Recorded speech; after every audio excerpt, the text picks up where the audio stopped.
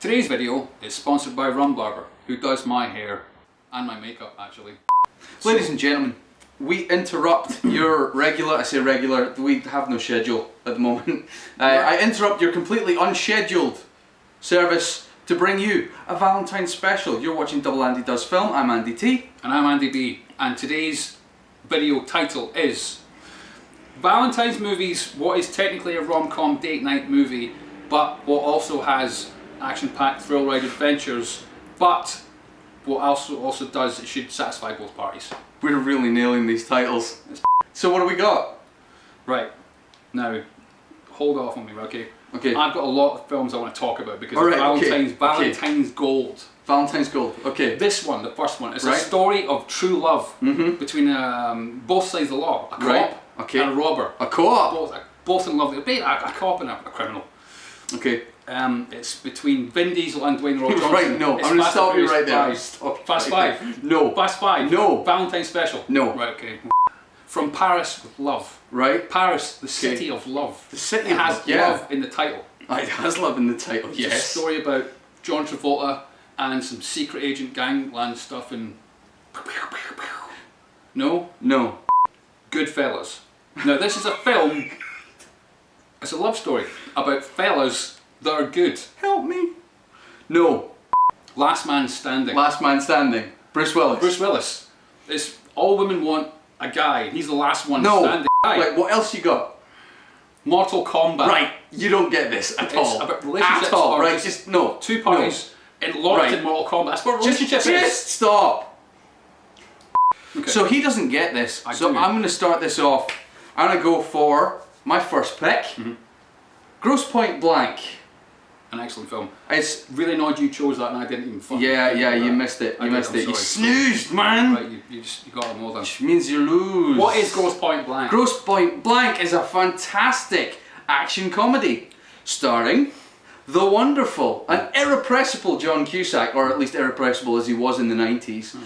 You've got John Cusack, you've got Joan Cusack, and they're always fun when they're playing off each other. The only fucking Cusack member of the family to win an Oscar. Yeah. You've got Minnie Driver as the young lady in question. That's the one. You've got Dan Aykroyd. Dan Aykroyd's amazing. He's so good in that movie. And Alan Arkin. Alan Arkin. You can't beat Alan Arkin. He's fantastic. So good cast. Yeah, amazing cast. And the movie, it starts off. John Cusack plays a hitman. Okay, so he's out there, he's in the world, he's cooking fools and making a lot of money doing it. But his receptionist, played by the wonderful Joan Cusack. Future wife. Sure. Hashtag future wife. Okay, yeah, okay. You got that, Dibs, that's fine. Anyway, Joan Cusack is his receptionist, right? And he's in love with his receptionist? He's not in love with his receptionist, but his receptionist is pushing him to attend his 10-year high school reunion. And what happens at 10-year high school reunions? Hijinks, Andy. Hijinks. Always ensue. They always ensue. John Cusack, as Martin Blank, spends a lot of time talking to his therapist, played by Alan Arkin, which is just an incredible turn. And he realizes that, Alan Arkin realizes that he's obsessed with his high school girlfriend. And, sends him off. Played by Minnie Driver. Now I get it. See, now you're getting it. Now you're getting it. You see how this works? I got it. How Mortal Kombat just doesn't? Martin wanders off to attend his high school reunion in Grosse Pointe and meets a lot of his friends. His name's Martin Blank and he goes back to Grosse Pointe. It's the title of the film. It's the title of the film. It's a pun. There is many fun, many hijinks. The soundtrack is incredible. You've got everything from the Specials to The Clash to Faith No More. It's absolutely a good time. And, hijinks ensue, things explode, and he meets up with his high school sweetheart. And they fall in love again. And they fall in love again until she realizes that he's a hitman and actually does the horrible things that you say you do instead of, like lying about it. So Grosse Pointe Blank. Yeah. That shouldn't be a deal breaker though. Well, but being a hitman. Kind of is. A little bit, Okay. My pick is Mortal Kombat. So go watch Grosse Pointe Blank. It's an awesome movie. And a great romance for the ages. My pick is actually a film called This Means War. It came out in 2012. Okay, I ain't seen directed by McGee, and he always does. Oh, McGee. Yeah, man, he always does. Good films. Undeniable quality. Yes, starring Tom Hardy and Chris Pine as the two best bros who grew up together. Best bros, and man. they're Best they're bros. badass CIA operatives. Okay. And they got each other's back. Right. They truly are brothers in arms. I feel like a woman is going to come between them. Oh well, I'm gonna have to get to the cast. Who else is in the cast? Who's in the cast? Well, Who's Angela in the cast, Bassett Andy? plays the boss, Angela Bassett? but she doesn't fall in love with anyone. Oh, that's a shame. But she does play a really good hard-ass boss She does, yeah. in everything she's ever done. Yeah. The love interest is Reese Witherspoon. Oh, yeah. Now, this film was nominated for 7 awards. 7! It's like more than 5. 7? 7 awards. 7 awards. Including 3 Teen Choice Awards. It's always a good start. It is. And also won an award by the American Institute of Women in Film and Journalism. I think. What's that effect? She was nominated and won the award for Actress Most in Need of a New Agent. That's fantastic. It is. That is utterly fantastic. It is. So, I love that. Chris Pine, Tom Hardy. Okay. Chris Pine's character is called FDR. Right. Which is, his name's Franklin Foster something. Either way. Okay. Cut for a burp. Sexy. He's a smooth talking womanizer. He's the mad shagger. He's on constant dates. He can't see past the next bikini model or airline hostess. And Tom Hardy has a kid with his ex, but he's looking for something more meaningful. He's getting that age. He wants something special. Right. Which is Okay. fine. So he That's signs up good. for. He's signed up for a Tinder or plenty of matchmaking fish or something. Plenty of matchmaking Whatever it is, fish. dating.com. And it's fine. Reese Witherspoon is an absolute workaholic. She has her own company, which is She does whichshityousshouldbuy.com or something. Okay. And she's a work obsessed and has no social skills at all. And her alcoholic sister or sister-in-law signs her up for the thing, without asking her. Either way, Okay. Tom Hardy and Reese Witherspoon original go on a date, and who's what colour? And they click immediately. Oh, it's lovely because that's cute. They're so cute together. It's That's fine. great. But 15 minutes after the date, she happens to bump into Chris Pine. Either way, she rejects him, but he takes it as a challenge because he's a womanizer. Because He he's Barney. He convinces her at some point. He does some incredible things to actually convince her to go on a date, and she ends up dating both of them without knowing that they are Best of bros. friends. And they also don't find out until they've both been on a date or are about to go on a date, and they have a very bro pact of may the best man win. Friendships are strained, Yeah. and they sabotage each other's dates Of course they do. and hijinks. Mm-hmm. And it's a true love story because it's it's fine. Meanwhile, Til Schweiger, who's one of the best Euro bad guys you can find for your movie, is not the bad guy. Either way, he is the bad guy and is out on a mission of vengeance to kill Tuck and FDR because they killed his little brother or something. Side story, who cares about that? Yeah, okay. And they have to, work around the sabotaging of the dates, and they conquer the bad guy. And there is a true love moment. Aww. And Reese Witherspoon original does find her true love. Does she? She does. I'm so happy that Because- Legally Blonde found her true love. Either way, it's a great film. It's epic first date movie. If you want to have a first date with this film, it will satisfy both parties, and in fact fits the title of this video very well. Well done. This Means War. Go and see it. Fantastic. Right, moving swiftly on. My next pick is Steve Carell, actually. Steve Carell and we like Keira Steve. Knightley. We like Steve Carell. Oh, poor Keira. I mean, I'm still not convinced. I know that your brother is entirely convinced that Natalie Portman and Keira Knightley are the same person. They're not. Yeah, they are. They're definitely not. Natalie Portman's far superior in every single fucking way. Well, Keira Knightley's good in this. The movie is called Seeking a Friend for the End of the World. Now, I haven't seen this. it's an apocalypse movie. Yeah. Who doesn't like an apocalypse movie? There's The girlfriend. Oh yeah, but there's a love story, so it's okay. There's a meteor about to hit the Earth. This is the meteor. It's over here. So it's over here. Earth here. It's over here. And then it's going boom. That's Yeah. it, that's So it. Steve Carell, he decides he's gonna go and find his long lost love because his relationship's over because bad things And the world's coming. And then Keira Knightley, you know, her boyfriend's trash, and they keep fighting and doing that, like that fighting and makeup sex and fighting and makeup sex, and you know, which is only sustainable for a certain amount of time before, you know, the world explodes. Best relationship ever. So she joins him on his road trip, sort of under coercion. He didn't really want to take her, but she goes with it, and then they go through various things. You know, along the way they have many little adventures. Yeah. Many pitfalls, many trials, and you know, they overcome them all. And slowly, what happens? End of the world. They begin to fall in love. Oh, okay. That would make sense because that's because that's because it's, you know, a whole romantic comedy. It is a bit more serious than I think a lot of the other romantic comedies on our rom-com list, but it's still quite a nice and kind of affecting movie. I really enjoyed it. Good.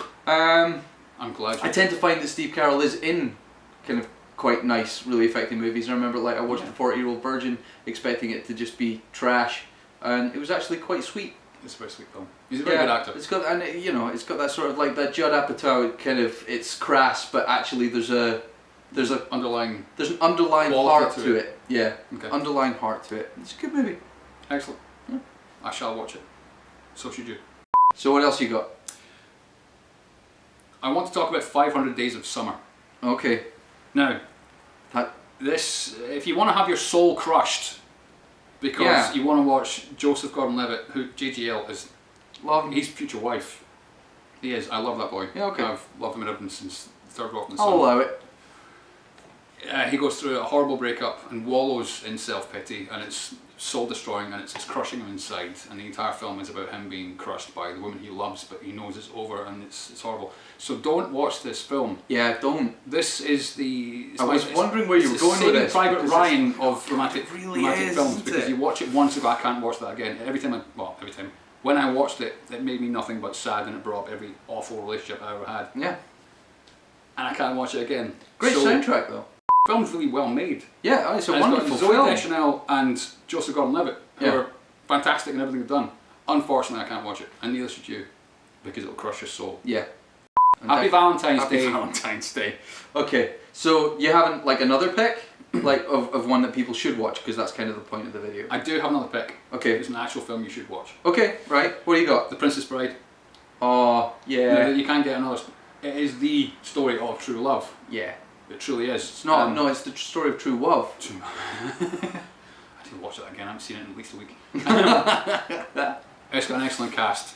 Yeah. It's got some fabulous comedy. This film deserves its own video, so I'm not going to go through the pages of notes I've got on my phone. Suffice to say, it's a story about true love. Quick synopsis is this: Peter Falk, Columbo himself, is the grandpa that's coming around to see his sickly grandson, and the kids just want to play. He wants to play video games. His grandpa says, "No, sit down. I'm going to read you a tale." Flips out his book, The Princess Bride. Yeah. It's a film within a film. It's fantastic. Love it. Love it. The kid's not interested.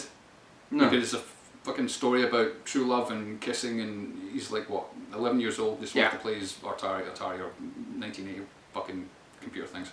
But once he's maybe 2 chapters in, the kid's hooked, because it is truly, it's an exciting, swashbuckling at its nature. There's sword fights, there's monsters, it's a fairy tale love story, it's got giants. I have something to tell you.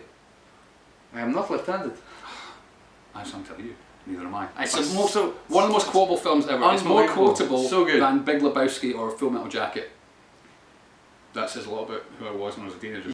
Very young Robin Wright is Princess Buttercup. Yes. And Carrie Ells. No, I pronounce it Ells. Elwes, I know. But it's too late now. It's been it's too late. 30 something years of saying that. So, Carrie Elwes. and you fixed it. Robin, I know. He's the farm boy, and it's very clear in the opening scene of the film within the film that he is in love with her, and she's kind of in love with him, and all the way through the film he continues to say, "As you wish," and that's the substitute for him saying, "I love you," because he can't say that because he's a penniless farm boy. So he buggers off to find his fortune and become a man. Never comes back. Well, doesn't come back. So either way, meanwhile, Princess Buttercup, or as princess as she's about to become, she is promised to marry Prince Humperdinck. He's a fucktard. Yes, there's no way to say it. Yeah, no, he is. And It's fine. She doesn't want to marry him, but you know, No. it's in medieval Fantasyland, it doesn't exist, so what's a girl to do? Either way, Carrie Elwes comes back in disguise with black mask and his Dread Pirate Roberts. Dread Pirate Roberts. He's been living as the Dread Pirate Roberts for a long time now. Princess Bride is the epitome of a true love movie. Absolutely, yeah. I wholeheartedly agree with you on that Now, one. just by saying that, I've kind of spoiled the ending. But have you? Because we don't know whether they fix it. You know what? If you haven't seen it by now, just go and watch it, and if you don't like it, you're dead. It's beautiful. That's it. You're dead inside. Absolutely PG-13, family friendly, and an excellent sit down with your loved one. It's wonderful. Your boyfriend, your girlfriend, both if you have that inclination. Yeah, whatever you like. Whatever. It's beautiful. Watch Princess Bride. Okay, so before we go, because we've got one final one that we both agree on, which is great. Yes. But you've got some honourable mentions. Honourable mentions. Right, I think we should go to The Shape of Water. Okay. Because, as we all know, the greatest love story filmmaker is Guillermo del Toro.